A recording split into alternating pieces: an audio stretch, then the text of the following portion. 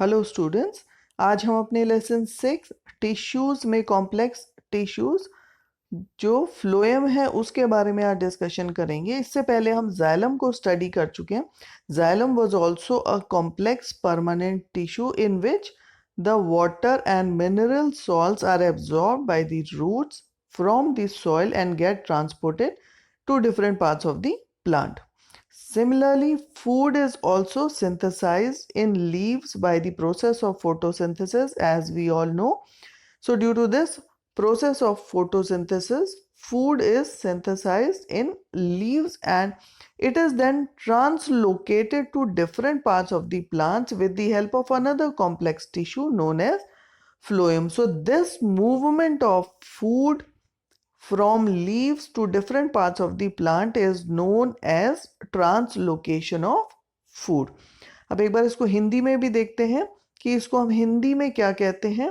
कि जैसा कि आज हम अपने जटिल स्थायी ऊतक फ्लोएम को स्टडी कर रहे हैं, और फ्लोएम को जब हम स्टडी कर रहे हैं इससे पहले हमने जाइलम के बारे में स्टडी किया था। और जाइलम क्या था कि जो पादप के अंदर जड़ों द्वारा मिट्टी से जल और खनिज लवण का अवशोषण कर रहा है या उसका संवहन कर रहा है, तो ये कार्य है जाइलम का। उसी तरह से हमें पता है कि पत्तियों में प्रकाश संश्लेषण के द्वारा भोजन बन रहा है, और ये भोजन जो है विभिन्न हिस्सों तक पहुंचाने का कार्य कौन कर रहा है? फ्लोएम के द्वारा पौधे के हर एक भाग तक ये भोजन पहुंचाया जा रहा है, जिसको कि हम क्या कह रहे हैं? स्थानांतरण, ना कि संवहन। तो ये है स्थानांतरण या ट्रांसलोकेशन। क्या होता है उसके बारे में हमने स्टडी किया। नेक्स्ट हम देखते हैं कि फ्लोएम में कौन कौन से different types of cells present है। So as we are seeing that phloem is made up of 4 different types of components, elements. So these 4 type of cells are sieve tubes, companion cells, phloem parenchyma and phloem fibers.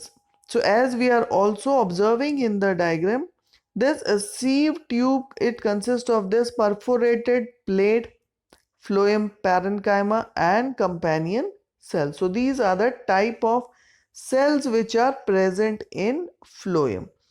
Now these sieve tubes, as we have just seen, it is a tubular cells with perforated walls, and this sieve tube cells is accompanied with companion cells, and these companion cells, these are the companion cells having a prominent nucleus and other cell organelles.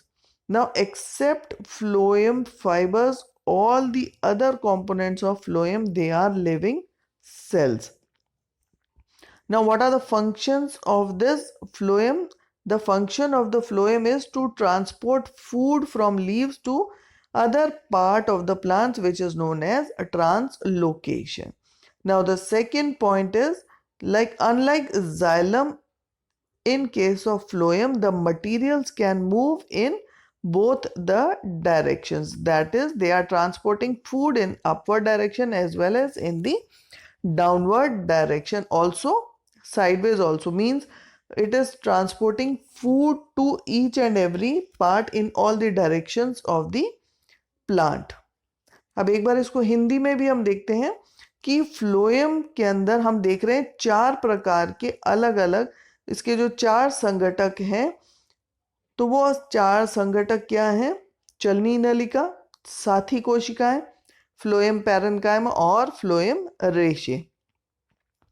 जैसा कि हम इधर diagram में भी देख रहे हैं कि जो चलनी नलिका है उसके अंदर एक छिद्रित भित्ति हमें नजर आ रही है, और चलनी नलिका के साथ साथ हमें दिख रहा है फ्लोएम पैरेन्काइमा और उनकी साथी कोशिकाएं। और ये साथी कोशिकाओं में आप देखेंगे कि इनमें एक जो नाभिक है या केंद्रक है वो बिल्कुल प्रोमिनेंटली हमें नजर आ रहा है। अब चलनी नलिका जो है उसमें छिद्रित भित्ति वाली या नलिकार कोशिकाएं भी होती हैं, और इनके साथ साथी कोशिकाएं जुड़ी रहती हैं जिनमें कि केंद्रक और अन्य कोशिकांग होते हैं। अब फ्लोएम रेशे को छोड़कर बाकी सभी कोशिकाएं फ्लोएम में जीवित होती हैं। फ्लोएम का कार्य क्या है कि फ्लोएम पत्तियों से पौधे के लिए भोजन को विभिन्न भागों तक पहुंचाता है, जिसको कि हम स्थानांतरण कहते हैं, अभी जैसे हमने पहले भी देखा था। और फ्लोएम ऊतक में जाइलम के असमान पदार्थों को कोशिकाओं की दोनों दिशा में गति करा सकता है, यानी ऊपर की दिशा में भी और नीचे की दिशा में भी भोजन जो है वो एक स्थान से दूसरे स्थान तक जाता है। अब इसके प्रश्नों की अगर हम बात करें तो पहला प्रश्न हिंदी में कह रहा है कि फ्लोएम ऊतक के संघटकों के नाम बताइए। जैसा अभी हमने देखा, चलनी नलिका, साथी नलिकाएं, फ्लोएम पैरेन्काइमा और फ्लोएम रेशे। जाइलम और फ्लोएम में क्या अंतर है? हमारा जो सेकंड क्वेश्चन है वो कह रहा है जाइलम और फ्लोएम में क्या अंतर है। तो ये जैसा कि अभी हम वर्कशीट में देख रहे हैं, जाइलम और फ्लोएम में अंतर। पहला अगर अंतर हम देखें, ये हमारा सेकंड क्वेश्चन है कि जाइलम की कोशिकाएं मृत है जबकि फ्लोएम की जीवित है। जाइलम में कोशिका भित्ति मोटी है और फ्लोएम में कोशिका भित्ति पतली होती है। और जाइलम के अंदर लिग्निन कोशिका भित्ति को मोटी कर देता है, लेकिन फ्लोएम के अंदर कोशिका भित्ति किसकी बनी होती है? सेल्यूलोज की। अब जाइलम में जैसे हमने देखा था वाहिकाएं और वाहिनिका प्रेजेंट होती है, जबकि फ्लोएम के अंदर चलनी नलिका और सच्चरी कोशिकाएं पाई जाती हैं। उसी तरह से जाइलम में कोशिका द्रव्य नहीं होता, जबकि फ्लोएम में हमें कोशिका द्रव्य देखने को मिलता है। अब जाइलम का क्या कार्य है? ये खनिज और जल का संवहन करता है, लेकिन भोजन का निर्माण या भोजन का संवहन किस में हो रहा है? फ्लोएम के द्वारा। और जाइलम जो है संवहन केवल एक ही दिशा में कर रहा है और फ्लोएम संवहन जो है वह ऊपर और नीचे दोनों दिशाओं में करता है। तो ये हो गया हमारा सेकंड का आंसर। अब हम अपने नेक्स्ट क्वेश्चन को देखें।